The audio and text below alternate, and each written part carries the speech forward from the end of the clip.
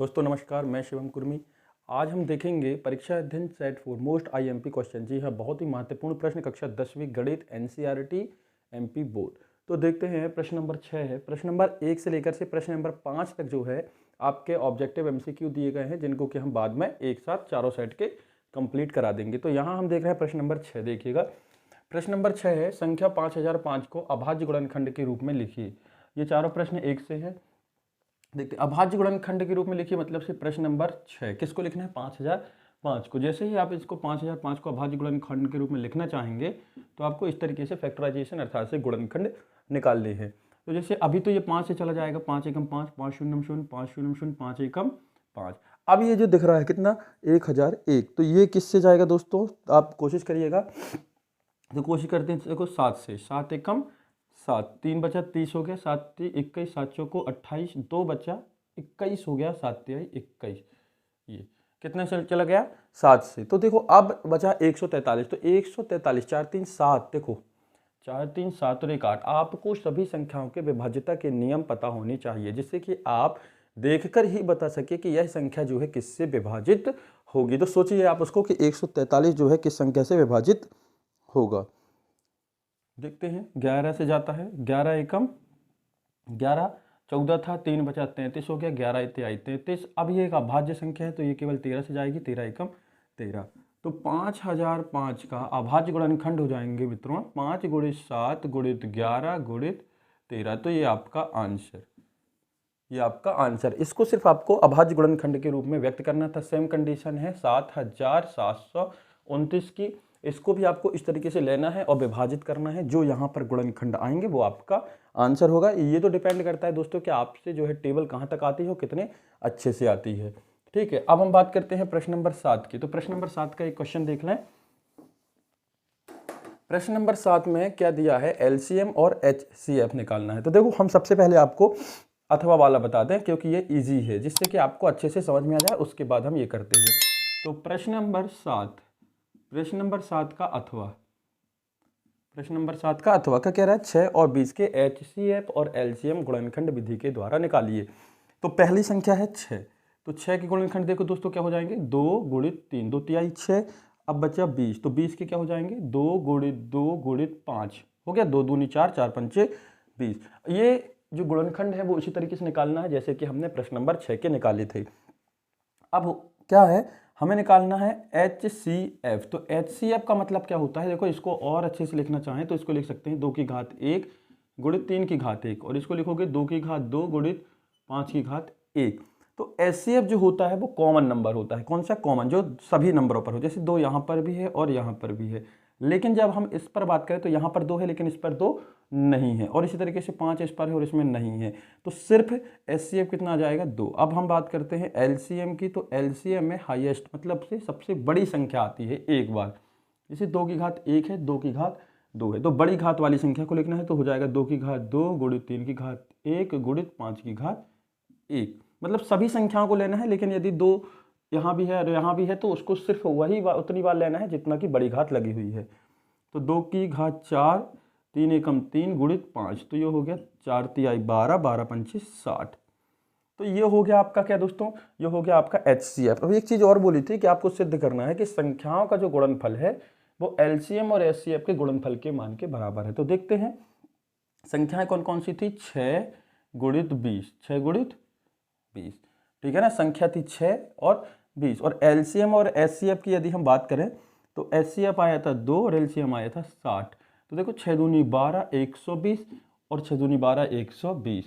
तो देखो संख्याओं का गुणा और उसके LCM और LCM का गुणा जो है वो बराबर आया है। तो हम कह सकते हैं कि हमारे द्वारा लाया गया जो उत्तर है वो पूर्णतः सत्य है। अब हम बात करते हैं इसके बड़े वाले की बात करें। कौन सा है ये? प्रश्न नंबर 7। करना यही काम है दोस्तों, प्रश्न नंबर 7। तो 336 और 54 के LCM और HCF निकालने हैं। तो हम सबसे पहले ले लेते हैं 54, उससे कोई दिक्कत नहीं है, हम यहाँ पर निकाल के बताते हैं। तो 54 की बात करें तो देखो 2 दूनी 4, 2 सत्ते 14। अब देखो 2 दूनी 4, 1 बचा 14 हो गया, 2 सत्ते 14। अब ये 2 से जाने वाला नहीं है तो 3 से चला जाएगा, 3 नाम 27, 3 तिरिका 9 और 3 एकम 3।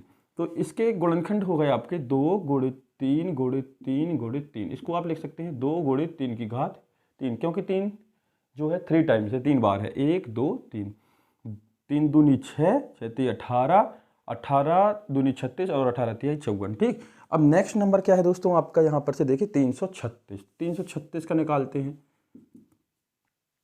तो 336 अभी तो 2 से जाएगा क्योंकि लास्ट में सम संख्या है, तो 2 एकम 2, 1 बचा 13 हो गया, 2 छींग 12 और 2 अट्ठे 16, फिर से 2 से जाएगा, 2 अट्ठे 16, 2 चौके 8, फिर से 2 से जाएगा, 2 चौके 8, 2 दूनी 4, 2 दूनी 4, 2 एकम 2, अब नहीं जाएगा तो 3 सत्ते 21 और 7 एकम 7, तो 336 के गुणनखंड हो गए दोस्तों 2 गुणित 2 गुणित 2 गुणित 2, 1 2 3 4 बार, ठीक है, गुणित 3 गुणित 7, इसको आप लिख सकते हैं 2 की घात 4 गुणित 3 गुणित 7। अब हमें HCF चाहिए, तो HCF में हमने आपको बताया था जो दोनों नंबर के गुणनखंडों में कॉमन हो, मतलब से दोनों संख्याओं के गुणनखंड में उपस्थित हो। देखो 3 यहाँ, 2 यहाँ भी है और यहाँ भी है, अब देखो 1 भी 2 नहीं है, तो 3 यहाँ भी दिख रहा है, एक बार यहाँ भी है, ठीक है, एक बार यहाँ है 3, एक बार यहाँ है 3, लेकिन और कहीं आपको 3 दिख रहा है क्या, यहाँ पर से नहीं दिख रहा है ना, ये वाला 3 है दोस्तों, ये बात करें, ये वही संख्या है, तो एक बार 2 यहाँ है, एक बार 3 यहाँ है। अब ऐसी कोई संख्या नहीं है जो दोनों में हो, तो हम क्या लिख सकते हैं 2 गुणित 3 बराबर 6, ये HCF आ गया। अब हम बात करेंगे LCM की, तो सबसे बड़ी घात 2 वाला लेते हैं, 2 यहाँ पर है तो 2 की घात 4 गुणित 2 गुणित 4 गुणित 3 की घात 3, क्योंकि 3 यहाँ पर से 3 टाइम्स है, तो 3 की घात 3, और फिर आपके पास क्या बचा, केवल सिंगल 7, तो इसको हम पूरा फैला के लिख लें 2 गुणित 2 गुणित 2 गुणित 3 गुणित 3 गुणित 3 गुणित 7, 2 दूनी 4, 4 दूनी 8, 8 दूनी 16 गुणित 3 त्रिका 9, 9 तिहाई 27 गुणित 7, तो इनका गुणा कर लीजिए। इनका जैसे ही आप गुणा करेंगे तो आपको संख्या मिल जाएगी, कौन सी संख्या मिल जाएगी दोस्तों, उसको आप ध्यान दीजिएगा, आपको वो मिल जाएगा HCF, क्या मिल जाएगा, HCF 3024, क्या मिला गुणा करने पर 3024, आप गुणा कर लीजिएगा, हमने कैलकुलेटर से जल्दी से कर लिया 3024। अब यहाँ पर देखो LCM 3024 और HCF जो है वो 6 आया था, और आपको क्या करना है, यहाँ पर भी सिद्ध करना है, जांच करना है कि उन दोनों संख्याओं का जो गुणा है वो LCM और HCF के गुणनफल के मान के बराबर होगा। तो जैसे अभी हमने किया था इसके पहले वाले प्रश्न में, मतलब इसके अथवा में सेम कंडीशन है, तो दोनों संख्याओं का गुणा करेंगे तो दोनों संख्याएं कौन सी हैं, 54 गुणित 336 बराबर 3024 गुणित 6, LCM गुणित HCF, क्लियर है। अब इनका आप गुणा करिए, आप जैसे ही गुणा करेंगे तो देखिएगा ये दोनों नंबर बराबर आएंगे, यदि ये दोनों नंबर बराबर नहीं आते हैं तो हम बोल सकते हैं कि आपके द्वारा जो उत्तर आया है वो असत्य है, गलत है, ठीक। तो दोस्तों यहाँ पर हम पूरे मोस्ट IMP क्वेश्चन करेंगे, और जैसे ही ये चारों सेट कंप्लीट होते हैं तो आपको जो है महत्वपूर्ण प्रश्नों को जो है हम यहाँ पर से सॉल्व कराएंगे। बात करते हैं इसके अगले प्रश्न की, प्रश्न नंबर 8। प्रश्न नंबर 8, तो प्रश्न नंबर 8 क्या कह रहा है कि आपको शून्यकों का योगफल और शून्यकों का गुणनफल जो है दिया हुआ है, शून्यकों का योगफल और गुणनफल जो है आपको दिया हुआ है,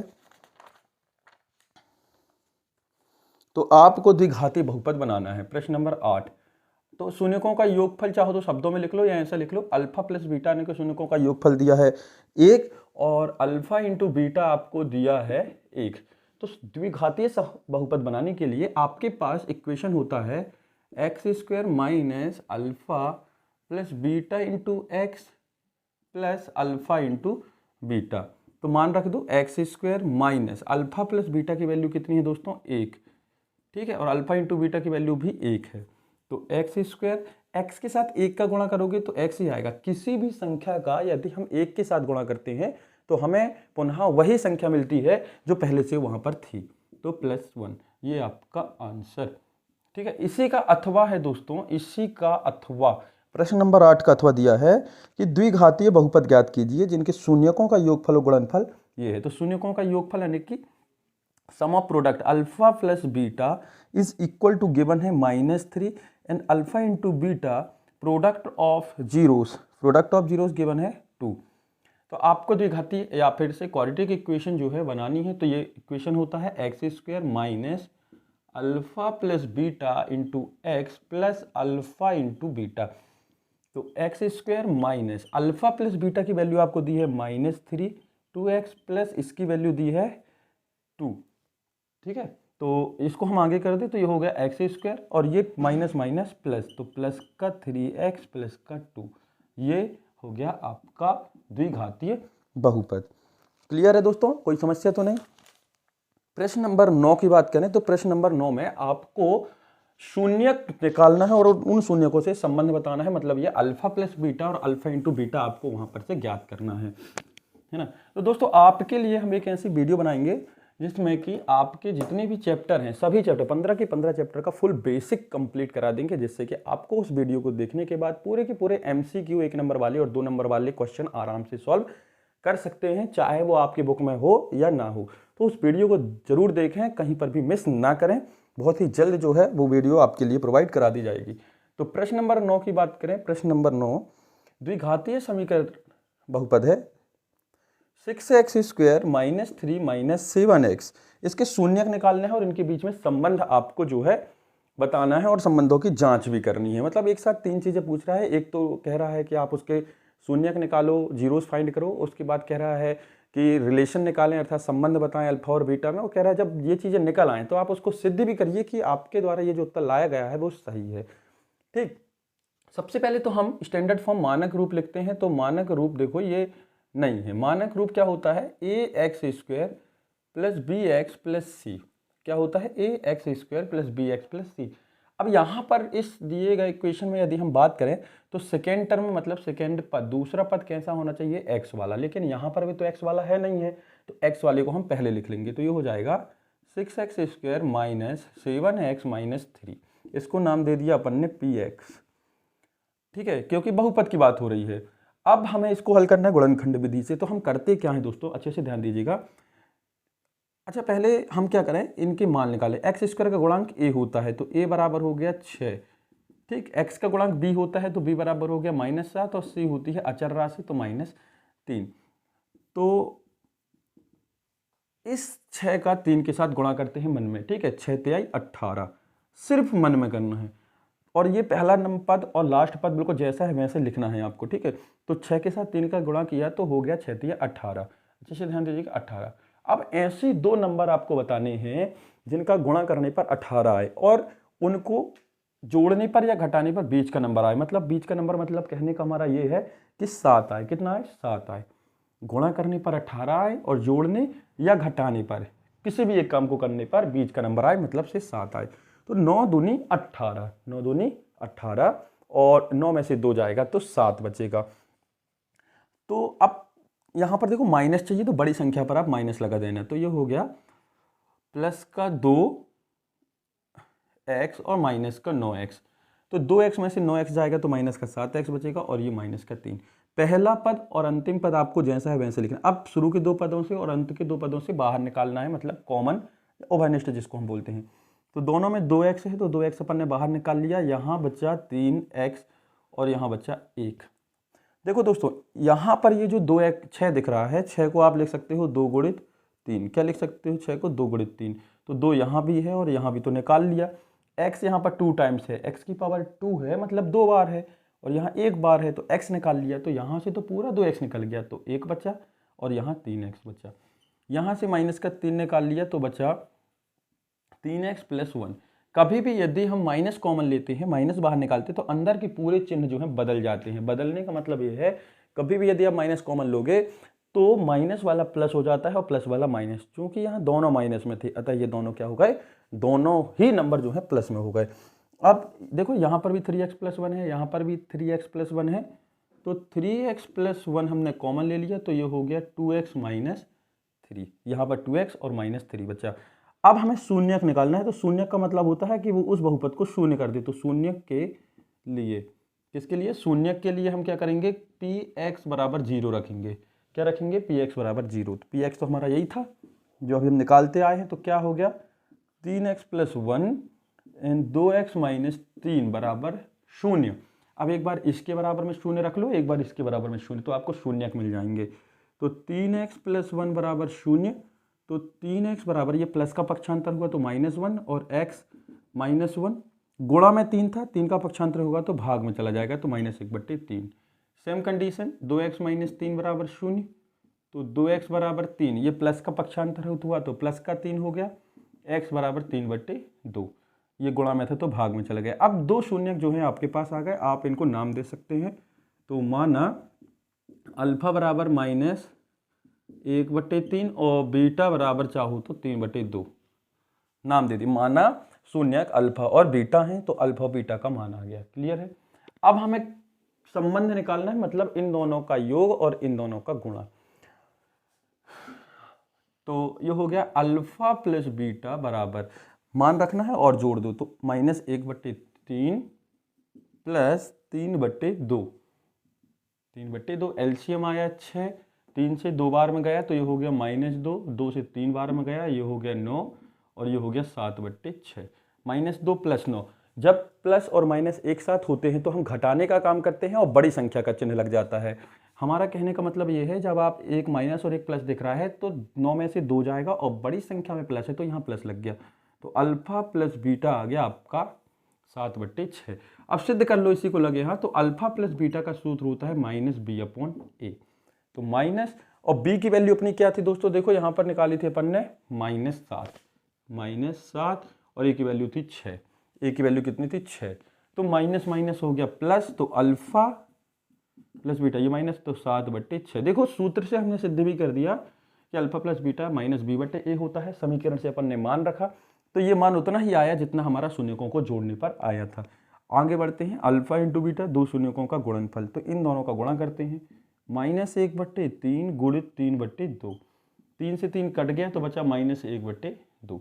अब हम सूत्र रखते हैं, अल्फा इंटू बीटा होता है c/a, c की वैल्यू है -3 और 6, तो ये हो गया -3/6, तो -1/2, ये कैंसिल हो गया। तो देखो ये दोनों वैल्यू भी कैसी हैं, बराबर है, तो ये हुआ हमारा सॉल्यूशन।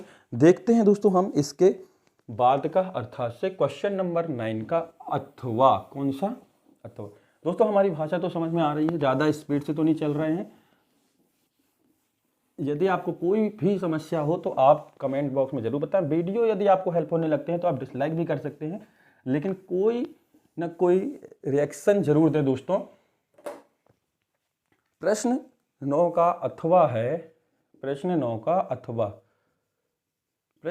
अथवा है, द्विघात व्यंजक दिया है 4u² प्लस 8u। तो इसके शून्यक निकालना है, सेम कंडीशन है क्वेश्चन नंबर 9 की ही तरह। इसके शून्यक निकालना है, उनके संबंध निकालना है और उनको चेक करना है।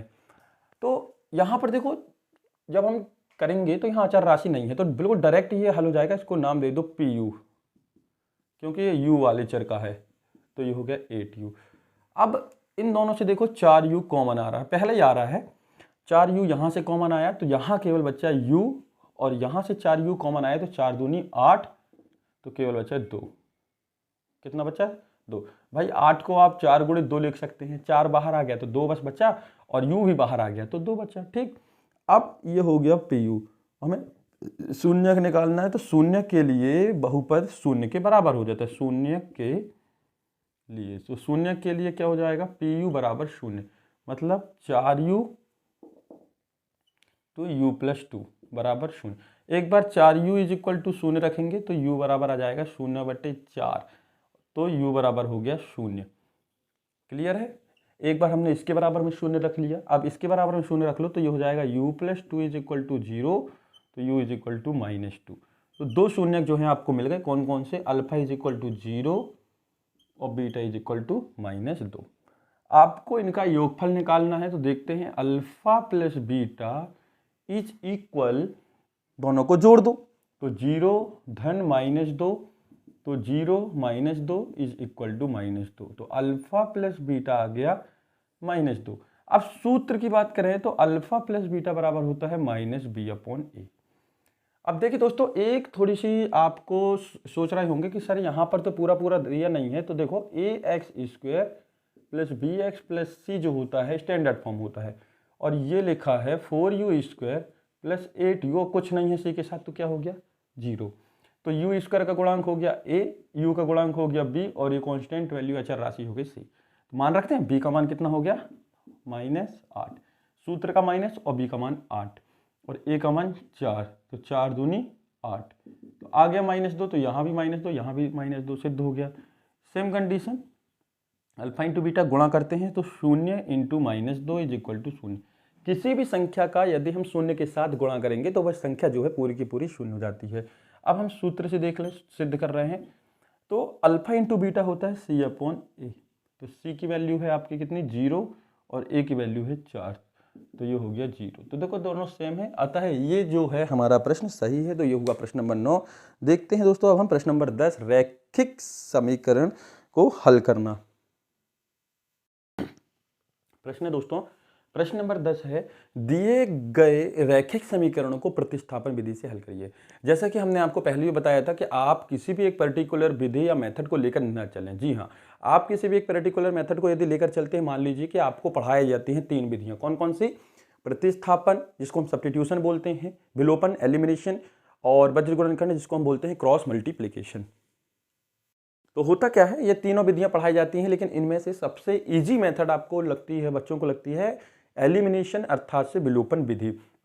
तो हमें किसी एक विधि को नहीं लेना है, क्योंकि जब प्रश्न आता है तो वहां पर से लिखकर आता है कि आपको इस दिए गए इक्वेशन को किस विधि से सॉल्व करना है। इसलिए आप तीनों विधियों को ही अच्छे से देखें, और ये जो विधियां हैं हम सेपरेट एक वीडियो बना देंगे तीनों विधियों पर, उसमें कोई भी क्वेश्चन नहीं रहेगा बुक का, आपको ऐसा समझाया जाएगा कि आपको वो तीनों विधियां अच्छे से बनने लगेंगी, चाहे कोई सा भी सवाल आ जाए। तो देखते हैं हम इसको करना है अपन को किससे? प्रतिस्थापन से, अर्थात से सब्स्टिट्यूशन मेथड से।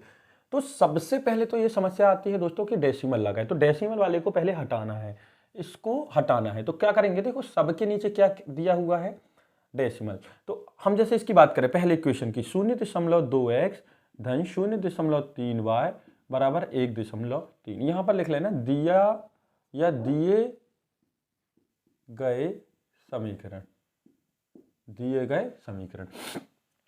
तो देखो डेसिमल के नीचे, डेसिमल जो होता है उसको चेंज करना है परिमेय संख्या में। तो इसके नीचे अपन ने लिख दिया 10, इसके नीचे भी लिख दिया 10, और इसके नीचे लिख दिया 10। क्यों लिख दिया दोस्तों? देखो डेसिमल का होता है 1, और डेसिमल के बाद जितनी संख्याएं होती हैं, जितने अंक होते हैं, उतने जीरो हम लगा देते हैं। जैसे कि हम बात करें 3.45 लिखा है, इसका डेसिमल हटाना है, तो हम क्या करेंगे 345/100 लिख देंगे। डेसिमल का नीचे हमेशा 1 लिखते हैं, और डेसिमल के बाद जितने अंक होते हैं उतने जीरो हम लगाते जाते हैं। जैसे यहाँ पर 2 अंक है तो हमने 2 शून्य लगा दिए। यदि लिखा होता 3.145 तो ये हो जाता 3145/1, 2, 3। डेसिमल के नीचे 1 और उसके बाद 3 अंक है तो 3 जीरो। क्लियर है? तो यहाँ पर देखो दशमलव के नीचे 1 लगाएंगे और उसके बाद 1 अंक है, x अंक नहीं है, x जो है चर राशि है, तो 2 बस है तो 10 हो गया। यहाँ पर भी 3 बस है तो 10 हो गया, 10 हो गया। एलसीएम अपन ने ले लिया 10, तो ये हो गया 2x, ये हो गया 3y, और ये हो गया 13/10। तो 10 से 10 कैंसिल हो गया, ये गुणा होके यहाँ जाता तो 10 और 10 कैंसिल। तो आपके पास इक्वेशन बना 2x + 3y बराबर से 13, इक्वेशन नंबर फर्स्ट। क्लियर है? देखो ये अब आपका इक्वेशन है, इसको ही आपको सॉल्व करना है। सेम इसी प्रकार आप इसी प्रकार लिख दो, आप समझ जाओगे, बार बार वही काम आपको नहीं करना है। इसी प्रकार दूसरे समीकरण में क्या लिख सकते हैं आप? 4x धन 5y बराबर 23, इसको नाम दे दो इक्वेशन सेकेंड। हाँ एक चीज और दोस्तों, आप हमेशा इक्वेशन का नाम रोमन में दें, किसमें? रोमन नंबर पर दें। तो 4x, अब आपको क्या करना है, यहां से प्रतिस्थापन लगानी है। जो कि लड़कों को लग रहा होगा कि सर विलोपन लगा दो तो बहुत ईजी हो जाएगा, 2 का गुणा कर दो इसमें और इसको घटा दो, ये नहीं है। प्रश्न में बोला है प्रतिस्थापन है, सब्स्टिट्यूशन ही यूज करना है। तो होता क्या है सब्स्टिट्यूशन या प्रतिस्थापन में, हम किसी भी एक समीकरण से x का मान y के पदों में या y का मान x के पदों में निकाल लेते हैं। तो कोशिश करना है कि छोटी वाली समीकरण का यूज करें। ठीक है, देखो तो समीकरण 1 से हम बात करते हैं। समीकरण 1 से हम लिख सकते हैं 2x बराबर 13 - 3y। ये प्लस का 3y था तो माइनस का हो गया। हमें x चाहिए है, ये गुणा में था तो कहाँ चला जाएगा दोस्तों? दोनों के भाग में चला जाएगा। किस में? भाग में। इसको नाम दे दो आप समीकरण 3, बस। इसके अलावा चौथा समीकरण नहीं आने वाला आपका। अब तो देखो समीकरण 1 से हमने x का मान निकाल लिया, किसके पदों में, y के पदों में। क्या लिखा है, x बराबर 13 - 3y/2। इस मान को आप अगले समीकरण में रख दो। हाँ, यहां पर समझने वाली बात यह है कि यदि आपने समीकरण 1 से मान निकाला है तो 2 में रखना है, और यदि 2 से निकाला है तो 1 में रखना है, उसी में नहीं रखना है। क्योंकि यदि आप उसी से मान निकाल के उसी में रख देंगे तो वो पूरे समीकरण को 0 कर देगा। तो समीकरण 3 से x का मान समीकरण 2 में रखने पर, 2 में क्यों रख रहे हैं आपको मालूम है, अभी बताया है। 2 में इसलिए रख रहे हैं क्योंकि हमने ये जो मान है वो समीकरण 1 से निकाला था, अतः हम कहाँ रखेंगे, 2 में रखने पर। तो समीकरण 2 पहले पूरा लिख लो जिससे कोई गलती होने की संभावना न रहे। 4x + 5y = 23। तो 4x की जगह कितना रखना है, 13 -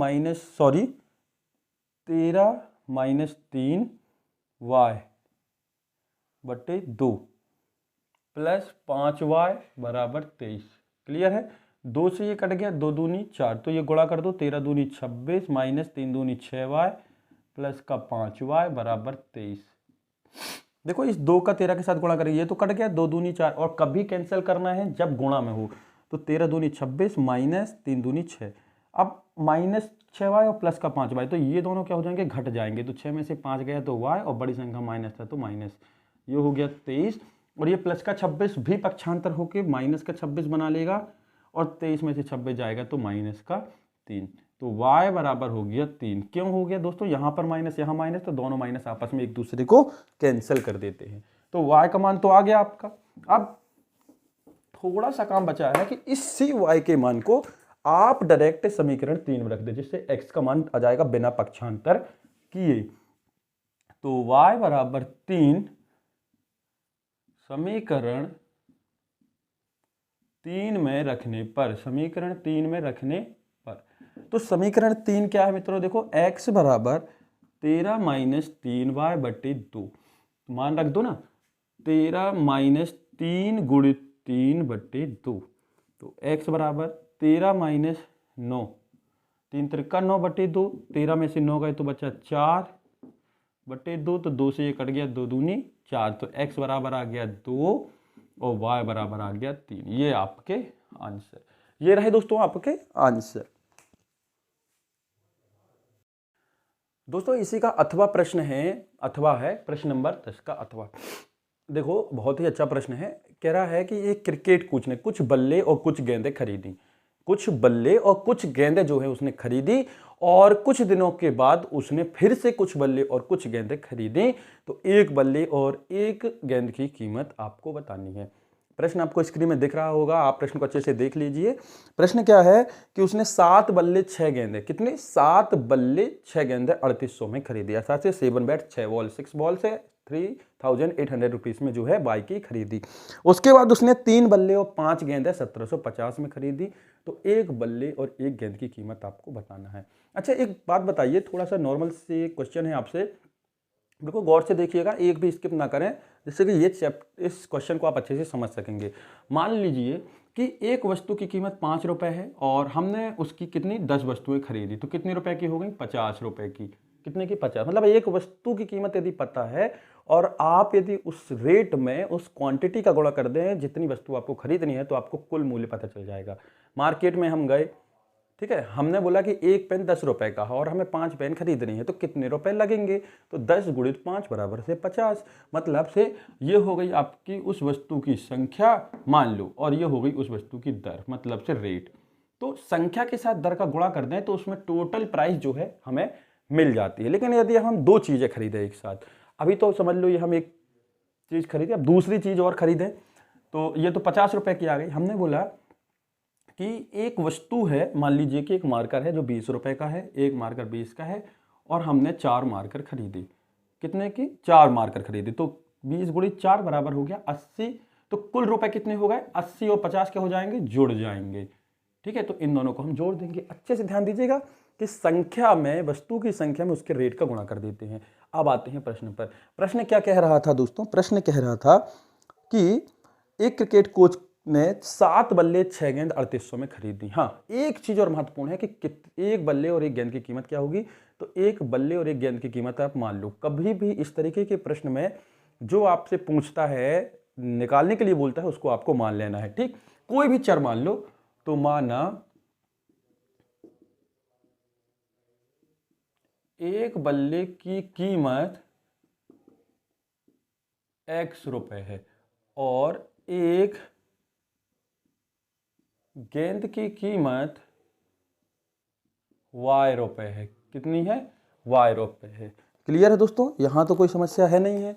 ठीक, अब प्रश्न अनुसार तो दो शर्तें हैं, तो दोनों शर्तों को अलग अलग लिखना। प्रथम शर्तानुसार, प्रथम शर्तानुसार, ये चीज लिखना बहुत जरूरी। प्रथम शर्तानुसार कह रहा है कि उसने 7 बल्ले खरीदे। देखो, ये है बल्ले का रेट और क्वांटिटी कितनी है? 7। तो अभी हमने बताया कि वस्तु की संख्या का उसकी दर के साथ गुणा कर देते हैं और वस्तु की दर को अपन ने x माना है। तो 7 बल्ले खरीदे और 6 गेंदें खरीदी। तो ये गेंदों की संख्या और ये गेंद की कीमत कितने रुपए में खरीदी? 3800 रुपए में। क्लियर? इसको नाम दे दिया समीकरण 1। अब दूसरी शर्त अनुसार, ये पहली शर्त हो गई दोस्तों। दूसरी शर्त अनुसार कह रहा है उसने 3 बल्ले खरीदे, मतलब 3x। ये 3 बल्ले और ये एक बल्ले की कीमत, 3 बल्ले और 5 गेंदें खरीदी। कितनी में? 1750 में। इसको नाम दे दिया समीकरण 2। ये आपके जो है 2 समीकरण बन गए। क्लियर है? अब ये 2 चर वाले रैखिक समीकरण हैं, इनको हल करने के लिए आपके पास 3 विधि है। यहां पर से विधि का नाम नहीं लिखा है। अब यहां पर आपको जो विधि अच्छी लगे आप उस विधि का यूज कर सकते हैं। तो हम यहां पर यूज कर रहे हैं दोस्तों प्रतिस्थापन। कौन सी कर रहे हैं? हम कर रहे हैं प्रतिस्थापन, क्योंकि गुणा करेंगे तो बहुत बड़ा हो जाएगा। तो समीकरण 2 से 3x बराबर 1750 माइनस 5y, इस प्लस के 5y को पक्षांतर किया तो माइनस का 5y, तो x बराबर 1750 माइनस 5y बट्टे 3। इसको नाम दे दिया समीकरण 3। अब हमने किससे? समीकरण 2 से ये मान निकाला है। किससे? 2 से। तो कहां रखेंगे दोस्तों इस मान को? 1 में। अब भी बताया था कि जिस समीकरण से आप मान निकालोगे उसमें नहीं रखना है। तो समीकरण 1 में समीकरण 3 से x का मान रखने पर, समीकरण 1 पूरा लिख लूँ ताकि कहीं पर भी गलत होने की संभावना न रहे। 6y बराबर 3800।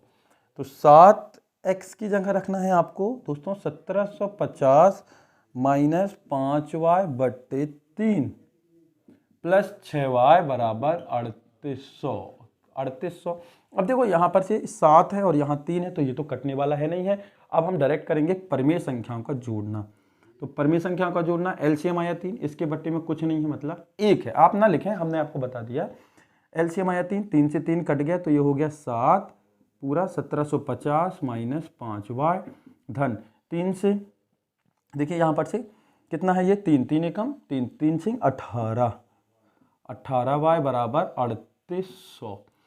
अब गुणा कर दो, 7 शून्य 7 पन्ना 35, हाथ खिलाई 3, 7 सतैया 49, 49 और 3 52, हाथ खिलाई 5, 7 एकम 7 और 5 12। ये गुणा कर लेना आप इस 7 के साथ 1750 का 12250। अब देखो 7 पन्ना 35y प्लस 18y बराबर इस 3 का इस 3800 के साथ गुणा करेंगे कि नहीं करेंगे? तिर्यक गुणा करते हैं कभी भी। यदि संख्या होगी 2/3 बराबर 4/2, तो क्या करेंगे? तिर्यक गुणा करेंगे। इसका इसके साथ और इसका इसके साथ, वही काम है। तो ये बटे में है तो इसके साथ 3800 का गुणा करेंगे तो 3 शून्य 0 3 शून्य 0 8 तिहाई 24, हाथ के लाई 2, 3 त्रिका 9 और 2 11, 11400। क्लियर है?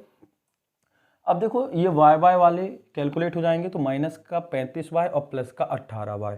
तो 35 में से 18 जाएगा तो बचेगा 17y, माइनस का 17y। क्यों? क्योंकि बड़ी संख्या पर माइनस है।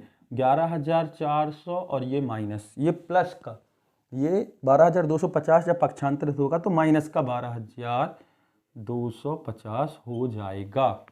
ठीक है, आगे देखते हैं दोस्तों। कुछ नहीं है, आप सीक्वेंस से सॉल्व करते देखते चलिए। तो ये आपका कितना आ गया? माइनस का 17y, ठीक है, अब आपको यहाँ पर से थोड़ा सा ध्यान देना है कि 11,400 से 12,250 घटाना है, लेकिन लड़के क्या करेंगे, घटा देंगे, कैरी लेकर घटा देंगे। लेकिन आपको ये सब नहीं करना है, क्या करना है, बड़ी संख्या से ही छोटी संख्या को घटाना है और फिर चिन्ह उसी का लगा देना है जो बड़ी संख्या में है।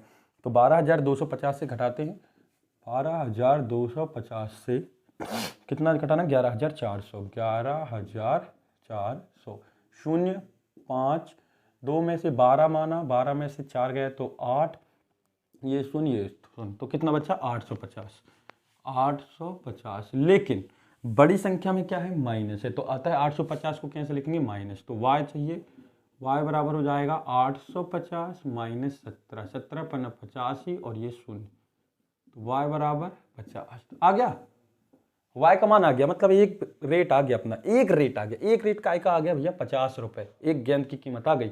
अब इस y के मान को समीकरण 3 में रख दो, x आ जाएगा डायरेक्ट, तो वो समीकरण 3 में y का मान रखने पर, तो y का मान x बराबर 1750 माइनस 5 गुणित 50/3, तो 1750 माइनस 25 और ये 0/3, 1750 से 250 गया तो बचा आपके पास 1550/3 काट, अरे सॉरी 1550 क्यों बचेगा, 1500 बचेगा दोस्तों, 1500 कितना, 1500, तो 3 से 3 5 15 और 1 0, तो कितना आ गया 500, तो x बराबर 500। तो आप आंसर में क्या लिखोगे, एक बल्ले की कीमत 500 और एक गेंद की कीमत 50 रुपए है, ये आपका सॉल्यूशन।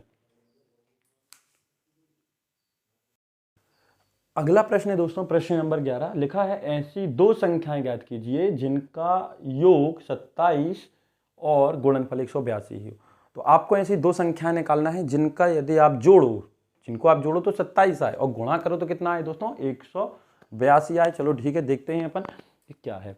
तो अभी हमने आपको रिसेंटली बताया है इसके जस्ट पहले वाले प्रश्न में कि यदि कभी भी इस तरीके के प्रश्नों में कुछ भी निकालने के लिए पूछता है, कुछ भी फाइंड करने के लिए बोलता है, तो आपको क्या करना है, आपको उसे मानना है और फिर जैसा वो बोलता है वैसा आप करते जाइए, जैसा बोलता है वैसा करते जाइए। बहुत सारे सॉल्यूशन में, बहुत सारे गाइडों में आपको क्या मिलेगा, ऐसा इक्वेशन बना देता है कि पहली संख्या ये है, दूसरी संख्या ये है, पता भी नहीं चलता कि वो संख्या कहां से आ गई। तो आपको करने कुछ नहीं है, जितनी संख्या उसने पूछा है उन सभी को मान लो और जैसा प्रश्न बोलता जा रहा है वैसा करते चलिए। तो देखते हैं अपन, एक बार में ही आपको क्लियर हो जाए। उसने बोला है ऐसी दो संख्याएं ज्ञात कीजिए, तो मान लो, माना पहली संख्या x है, पहली संख्या x है और दूसरी संख्या y है। अब देखो क्या कह रहा है, यदि उनका योग 27 हो तो प्रथम शर्तानुसार, पहली शर्तानुसार क्या कह रहे हैं, उन दोनों का योग मतलब होता है जोड़ना, तो इन दोनों को जब आप जोड़ोगे तो 27 मिलेगा। कितना मिलेगा, 27। ठीक, तो चाहो तो यहां से x का मान निकाल लो, तो ये हो जाएगा 27 माइनस y। क्यों हो जाएगा, ये प्लस का 27 इस तरफ जाएगा तो माइनस का 27 हो जाएगा। इसको नाम दे दिया समीकरण 1। क्लियर। अब दूसरी शर्तानुसार, भाई जैसा बोलता है वैसा करते जाना है आपको। बहुत सारे सॉल्यूशन में आपको सीधा सीधा मिल जाता है, पता भी नहीं चलता कहां से आया। अब क्या कह रहा है, उनका गुणनफल 182 है, मतलब उन दोनों संख्याओं का गुणा करने पर 182 आएगा और वो दोनों संख्याएं हमारी x और y, तो गुणा कर दो। गुणा ऐसे ही करते हैं, x इंटू वाई बराबर 182 आ गया। इसको नाम दे दिया समीकरण 2। समीकरण 2 आ गया। अब समीकरण 1 में हमने मान निकाला था x का, कितना निकाला था, 27 माइनस वाई। ये प्लस का y इस तरफ चला गया था तो माइनस का y हो गया। तो समीकरण 1 से x का मान रख दो आप, तो समीकरण 1 से x का मान समीकरण 2 में रखने पर, तो x का मान रखेंगे इसकी जगह, तो कितना रखेंगे, 27 माइनस वाई इंटू वाई बराबर 182। ठीक है दोस्तों, अब हम क्या करेंगे, गुणा।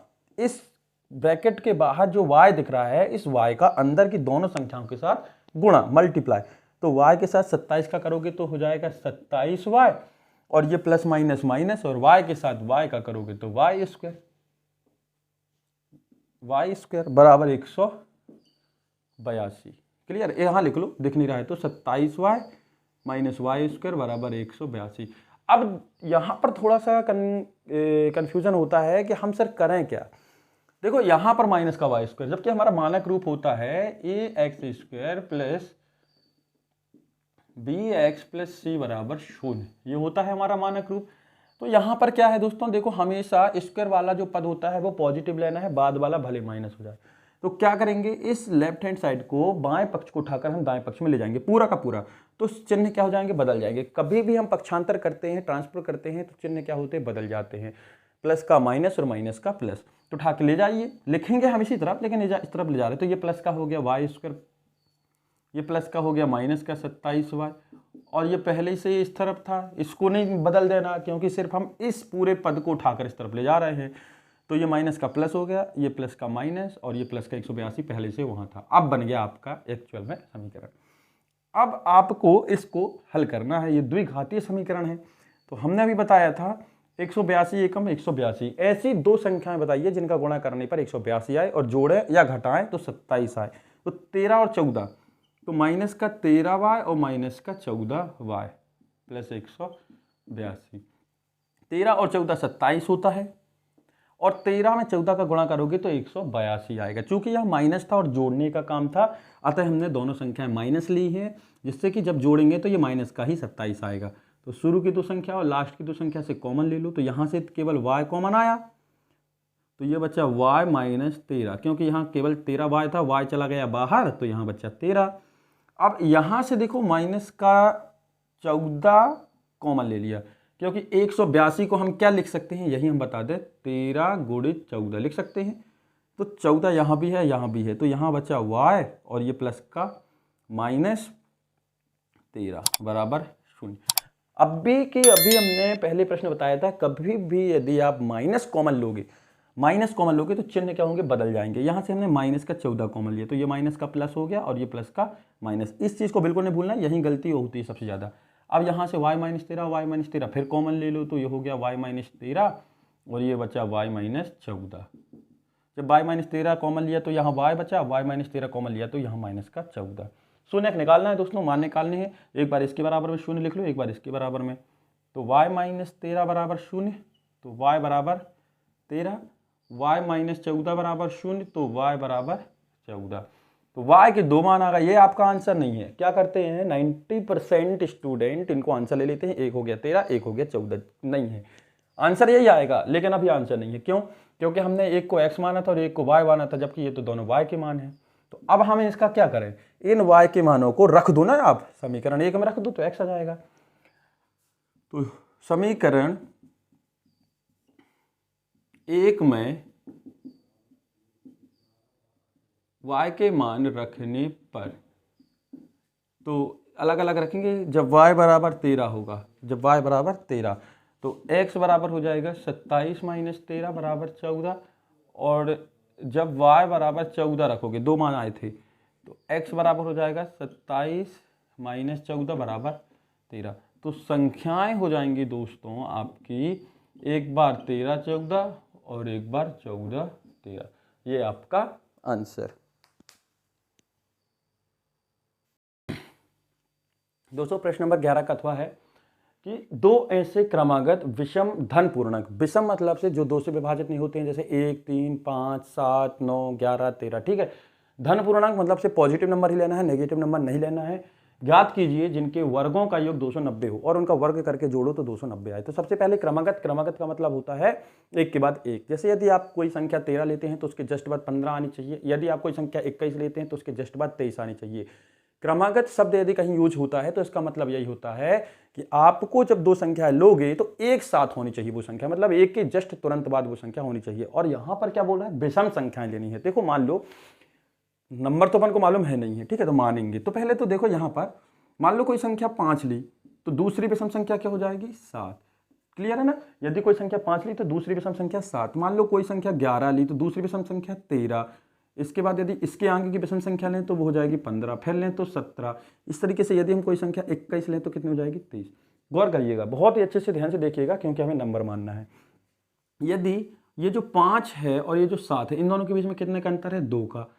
11 और 13 के बीच में कितने का अंतर है, 2 का। 13 और 15 के बीच में कितने का अंतर है, 2 का। 15 और 70 के बीच में कितने का अंतर है, 2 का। यहाँ भी देख लो 21 और 23 के बीच में कितने का अंतर है, 2 का। तो कहने का मतलब ये है कि प्रत्येक विषम संख्या जो है दो दो के अंतर में लगातार आ रही है। तो पहली संख्या यदि हम x माने तो दूसरी संख्या कितनी हो जाएगी x धन 2, क्योंकि आगे वाली संख्या 2 ज़्यादा है। जैसे कि एक संख्या 7 है तो दूसरी 7 धन 2 बराबर कितनी हो जाएगी 9, यही होगी। क्या 7 और 9 के बीच में कोई और विषम संख्या होती है? नहीं होती है। तो अब हम मानते हैं। तो कह रहा है दो ऐसे क्रमागत विषम धन पूर्णांक ज्ञात कीजिए जिनके वर्गों का योग 290 हो। तो माना दो क्रमागत विषम धन पूर्णांक संख्याएं x और x धन 2 है। x और x धन 2 है। पहली संख्या x और दूसरी संख्या x धन 2। अब भी हमने आपको बताया ना कि कैसे मानना है। ठीक है, अब शर्त लगा दो जिनके वर्गों का योग 290 हो। तो प्रश्नानुसार क्या कह रहा है? जिनके वर्गों का योग, मतलब इस दोनों का वर्ग कर दो। पहले का वर्ग तो करा ही दिया, दूसरे का भी कर दो और जोड़ोगे तो कितना आएगा 290। तो पहले का वर्ग और दूसरे का वर्ग करके जोड़ोगे तो 290 आ गया। तो एक्स स्क्वायर प्लस, यहाँ पर सूत्र लग गया दोस्तों, a प्लस बी का whole square. a plus B का होल स्क्वायर क्या होता है? a square plus B square plus 2ab, यही होता है। तो ये a हो गया, ये b हो गया। तो x का स्क्वायर प्लस 2 का स्क्वायर 4, 2ab बराबर से 4x बराबर 290। एक्स स्क्वायर और एक्स स्क्वायर कितने? 2x square plus 4x plus 4 और ये माइनस प्लस का 290 भी इस तरफ ले आओ तो माइनस का 290 बराबर 0। तो ये हो गया 2x स्क्वायर प्लस का 4x, 290 में से 4 गया तो बचा माइनस का 286 बराबर 0। देखो ये पूरा समीकरण जो है 2 से विभाजित हो रहा है तो आप विभाजित कर दीजिए। कभी भी यदि ऐसी कोई कंडीशन बनती है कि किसी एक संख्या से पूरा का पूरा समीकरण यदि विभाजित हो जाए, कट जाए, कैंसिल हो जाए, पूरा पूरा भाग चला जाए तो आप दे दिया करो, जिससे समीकरण और छोटा हो जाएगा। तो सॉल्व करने में हमें ज़्यादा समस्या नहीं होगी। तो क्या लिखेंगे? 2 से भाग देने पर, तो जब 2 से 2 से भाग दोगे, देखो 2x स्क्वायर बटे 2 धन 4x बटे 2 माइनस 286 बटे 2 बराबर 0। 2 से भाग दोगे, 2 से 2 कट गया तो ये बच्चा एक्स स्क्वायर प्लस ये 2 दूनी 4, तो ये हो गया 2x माइनस 2 एकम 2, 2 चौके 8, 2 तिहाई 6, 143। ठीक, 143। अब आपको यहाँ पर ऐसी संख्या निकालनी है कि जिनका गुणा करने पर 143 आए और जोड़ने घटाने पर 2 आए। ऐसी संख्या आपको निकालनी है। चलो ठीक है, अब आपको हम सूत्र विधि बता दें। इस प्रश्न में होता क्या है कि बहुत सी ऐसी संख्याएं होती हैं जो हम तुरंत नहीं फाइंड कर पाते हैं कि गुणा करने पर ये आए। तो हमें समय बर्बाद बिल्कुल नहीं करना, हमें सोचना नहीं है। सोचने के लिए आपने पेन रोका और आपका समय जो है पेपर में गया, जबकि 1-1 मिनट कीमती है। ठीक, तो अब हम यहाँ पर करते हैं सूत्र विधि का इस्तेमाल। क्लियर है? तो देखो क्या है, a x square plus b x plus c बराबर 0 से तुलना करने पर ये मानक रूप है। तो a बराबर कितना है यहाँ पर 1, एक्स स्क्वायर के साथ कुछ नहीं है मतलब 1, b बराबर कितना है 2 और c बराबर है माइनस 143। सूत्र होता है x बराबर माइनस बी प्लस माइनस करणी b square minus 4ac upon 2a। आपको किसी भी इक्वेशन में सोचने के लिए आपको अपना पेन बंद नहीं करना है, आपको कंटिन्यू काम करते रहना है। तो x बराबर माइनस वैल्यू रखेंगे तो ये हो जाएगा -2 प्लस माइनस करणी 2 का स्क्वायर माइनस 4 गुणित 1 गुणित माइनस 143 बट्टे 2 गुणित 1। तो x बराबर -2 प्लस माइनस करणी 2 का स्क्वायर 4 और ये माइनस माइनस प्लस, गुणा कर दो 143 के साथ 4 का, 4 तिहाई 12 की 2, 5 की 1, 4 चौके 16 और 1 17 और 4 एकम 4, 472। कितना हो गया? 472। देखो यहां पर से एक गलती, 4 तिहाई 12 की 2, 4 चौके 16 और 1 17, 4 एकम 4 1 5, 572 बट्टे 2 एकम 2। तो ये हो गया -2 प्लस माइनस करणी 4, 572 में 4 जुड़ेगा तो हो जाएगा 576 बट्टे 2। अब आपसे वर्गमूल आना चाहिए दोस्तों। वर्गमूल निकालने की एक विधि होती है भाग विधि, बहुत ही आसान होती है, उसको हम सेपरेट आपको बता देंगे। ठीक, तो यहाँ पर से तो आपको याद होगा 25 तक के वर्ग आपको याद होने चाहिए। तो ये हो गया -2 प्लस माइनस ये जो 576 होता है 24 का वर्गमूल होता है, किसका? 24 का। 24 का वर्गमूल बट्टे 2। तो एक बार से प्लस चिन्ह ले लो, प्लस चिन्ह लेने पर, तो प्लस चिन्ह जब लोगे तो x बराबर -2 + 24 बट्टे 2, तो x बराबर -2 + 24, तो काम होगा घटाने का, 24 में से 2 जाएगा तो बचेगा 22, 22 बट्टे 2 कट गया, 11 आ गया। x की वैल्यू कितनी आ गई? 11। फिर माइनस चिन्ह लेते हैं, कौन सी? माइनस चिन्ह लेने पर, माइनस चिन्ह लेने पर तो x बराबर हो जाएगा -2 - 24। भाई प्लस माइनस इसलिए ले रहे हैं क्योंकि यहाँ 2 चिन्ह है, तो एक बार प्लस ले लिया, एक बार माइनस, बट्टे 2, तो ये हो गया -26 बट्टे 2, तो ये हो गया -13। तो x बराबर -13। तो ये आंसर में नहीं लिखा जाएगा, क्यों? प्रश्न में क्या लिखा है? धन पूर्णांक होना चाहिए, मतलब पॉजिटिव नंबर होने चाहिए। तो ये तो खत्म, इसका कोई लेना देना नहीं।